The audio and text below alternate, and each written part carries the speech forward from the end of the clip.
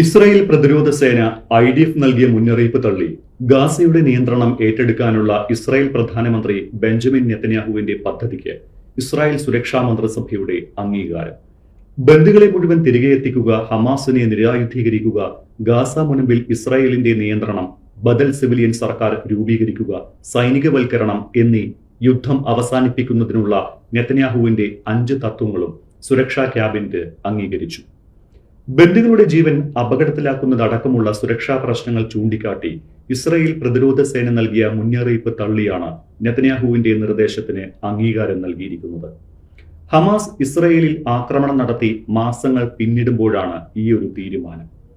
ബന്ദികളായ Israel പൗരന്മാരായ ബ്രാസ്ലാവ്സ്കിയുടെയും എവ്യാത്തർ ഡേവിഡിന്റെയും ദൃശ്യങ്ങൾ Hamas പുറത്തുവിട്ടതിന് പിന്നാലെയാണ് Gaza മുനമ്പ് പൂർണ്ണമായും പിടിച്ചടക്കാൻ നെതന്യാഹു സൈന്യത്തോട് ഉത്തരവിട്ടത്. ശേഷിക്കുന്ന ബന്ദികളെ മോചിപ്പിക്കാൻ ഹമാസിന് മേൽ സമ്മർദ്ദം ചെലുത്തുക എന്ന ലക്ഷ്യമാണ് നെതന്യാഹുവിന്റെ പുതിയ നീക്കത്തിന് പിന്നിൽ. ഇതിനകം ഗാസയിലെ 75% പ്രദേശവും നിയന്ത്രണത്തിലാക്കിയ ഇസ്രായേൽ സൈന്യം ബന്ദികളെ തടവിലാക്കിയിട്ടുണ്ട് എന്ന് ഇന്റലിജൻസ് റിപ്പോർട്ട് ലഭിച്ച മേഖലകൾ ഉൾപ്പെടെ ശേഷിക്കുന്ന പ്രദേശങ്ങൾ പിടിച്ചെടുക്കാനാണ് ഒരുങ്ങുന്നത്. മുഴുവൻ പ്രദേശത്തിന്റെയും നിയന്ത്രണം തിരികെ പിടിക്കാനും ഹമാസിനെ എതിർക്കുന്ന സൗഹൃദ അറബ് സൈന്യത്തിന് കൈമാറാനും ഇസ്രായേൽ പദ്ധതിയിടുന്നതായി മന്ത്രിസഭാ യോഗത്തിന് മുന്നോടിയായി നെതന്യാഹു പറഞ്ഞിരുന്നു.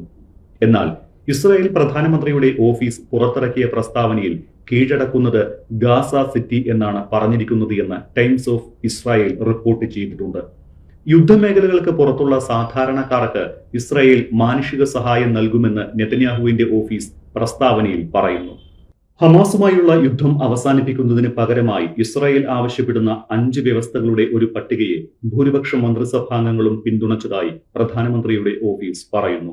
ഹമാസിന്റെ നിരായുധീകരണം, ജീവനോടെ ഉണ്ട് എന്ന് വിശ്വസിക്കപ്പെടുന്ന 20 പേർ ഉൾപ്പെടെ ശേഷിക്കുന്ന 50 ബന്ദികളെയും തിരികെ കൊണ്ടുവരൽ, ഗാസ മുനമ്പിൽ നിന്ന് സൈന്യത്തെ പിൻവലിക്കൽ, ഗാസ മുനമ്പിന്മേൽ ഇസ്രായേലിന്റെ സുരക്ഷാ നിയന്ത്രണം, ഹമാസോ പലസ്തീനിയൻ അതോറിറ്റിയോ അല്ലാത്ത ഒരു ബദൽ ഭരണകൂടം തുടങ്ങിയ ആവശ്യങ്ങളാണ് യുദ്ധം അവസാനിപ്പിക്കുന്നതിന് ഇസ്രായേൽ മുന്നോട്ട് വയ്ക്കുന്നത്.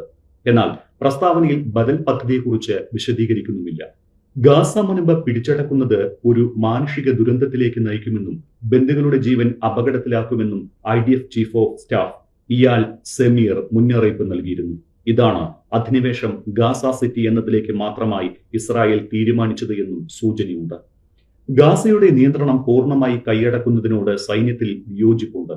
ഈ നീക്കം ഹമാസിന്റെ കൈവശമുള്ള ബന്ദികളുടെ ജീവൻ അപകടത്തിലാക്കുമെന്നും ആശങ്കയുണ്ട്. ബന്ദികളുടെ കുടുംബങ്ങളും ഈ നീക്കത്തെ എതിർക്കുന്നു.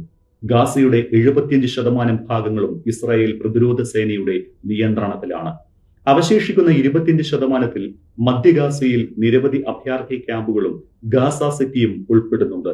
അവശേഷിക്കുന്ന ഭാഗങ്ങൾ പൂർണ്ണമായും പിടിച്ചെടുക്കുന്നത് അപകടകരമാണ് എന്ന മുന്നറിയിപ്പാണ് സൈന്യം നൽകിയിരിക്കുന്നത്. എന്നാൽ സമ്പൂർണ്ണ പിടിച്ചെടുക്കൽ ഘട്ടം ഘട്ടമായിരിക്കും എന്നതിന്റെ സൂചനയാണ് ആദ്യം ഗാസ സിറ്റി കീഴടക്കാനുള്ള നീക്കത്തിന് പിന്നിലെന്നാണ് ചിലർ അഭിപ്രായപ്പെടുന്നത്.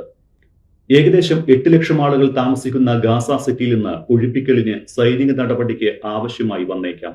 അതേസമയം നെതന്യാഹുവിന്റെ ഗാസ പിടിച്ചെടുക്കാനുള്ള നീക്കത്തെ അട്ടിമറി എന്നാണ് ഹമാസ് നേതൃത്വം വിശേഷിപ്പിച്ചത്. വെടിനിർത്തൽ ചർച്ചകൾക്കിടെ ഗാസ മുനമ്പിന്റെ പൂർണ്ണ നിയന്ത്രണം ഏറ്റെടുത്തതിനെ കുറിച്ചുള്ള നെതന്യാഹുവിന്റെ പ്രസ്താവനയെ അട്ടിമറി നീക്കമായാണ് കാണുന്നത്. തടവുകാരെ മോചിപ്പിക്കാനും തന്റെ വ്യക്തിപരമായ താൽപര്യങ്ങൾ നടപ്പാക്കാനുമാണ് നെതന്യാഹു ശ്രമിക്കുന്നത് എന്നാണ് ഹമാസ് നേതൃത്വം പ്രസ്താവനയിലൂടെ അറിയിച്ചിരിക്കുന്നത്. അതിനിടെ ഗാസ പിടിച്ചെടുക്കാനുള്ള ഒരുക്കവുമായി നെതന്യാഹു സർക്കാർ മുന്നോട്ടു പോകവേ സൈനിക നടപടി തുടരുന്നതിനെ എതിർത്ത് ഇസ്രായേലിൽ അഭിപ്രായ വോട്ടെടുപ്പുകളും തുടങ്ങി. ഉടൻ വെടിനിർത്തൽ കരാറുണ്ടാക്കി ബന്ദികളെ മോചിപ്പിക്കണമെന്ന് വോട്ടെടുപ്പിൽ ആവശ്യമുയർന്നു. അതിർത്തികൾ അടച്ചും ഭക്ഷണം കാത്തുനിൽക്കുന്നവരെ വെടിവെച്ചും ഇസ്രായേൽ അന്നം നിഷേധിക്കുന്നത് തുടരുന്ന ഗാസയിൽ പട്ടിണി മരണം കൂടുകയാണ്. വ്യാഴാഴ്ച പട്ടിണി മൂലം 5 പേരുടെ മരണമാണ് റിപ്പോർട്ട് ചെയ്തത്. ഇതോടെ മരണസംഖ്യ 96 കുട്ടികളടക്കം 197 2 ലക്ഷം പിഞ്ചു കുട്ടികൾ ഗാസയിൽ കൊടും പട്ടിണിയിലും പോഷണമില്ലായ്മയിലുമാണ് എന്നാണ് ഗാസയിൽ നിന്നുള്ള റിപ്പോർട്ടുകൾ പറയുന്നത്. സഹായവുമായി അതിർത്തിയിൽ കാത്തുനിൽക്കുന്ന വാഹനങ്ങൾക്ക് ഇസ്രായേൽ അനുമതി നിഷേധിക്കുന്നത് തുടരുകയാണ്. 600 ട്രക്കുകൾ പ്രതിദിനം എത്തേണ്ട ഗാസയിലേക്ക് കഴിഞ്ഞ ദിവസം എത്തിയത് 92 എണ്ണം മാത്രമാണ്.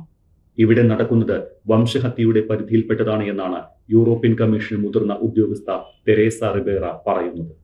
ഇനി ഗാസയിൽ എന്തായിരിക്കും സംഭവിക്കുക എന്നാണ് ലോകരാജ്യങ്ങൾ ഉറ്റുനോക്കുന്നത്.